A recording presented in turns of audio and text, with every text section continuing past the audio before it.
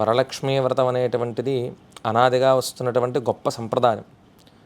మనకి ప్రాచీన కాలం నుంచి కూడా అనేకానేక వ్రతాలు, కొన్ని శృతిపరంగా, కొన్ని స్మృతిపరంగా, అంటే వేదానికి సంబంధించినటువంటి వ్రతాలు కొన్ని, శాస్త్రాలకు సంబంధించినటువంటి వ్రతాలు కొన్ని.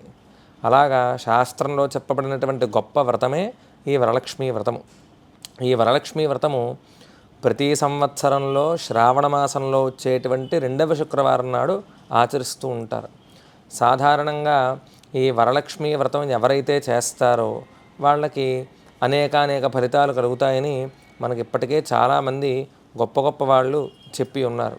కాబట్టి వరలక్ష్మీ వ్రతం యొక్క విశిష్టత ఎంత గొప్పదంటే, అమ్మవారి ఆరాధన చెయ్యటం చేత మాత్రమే మనకి అనేకానేక సంపదలు కలుగుతున్నాయని మనకి శృతి స్మృతుల్లో చెప్పడం జరుగుతుంది.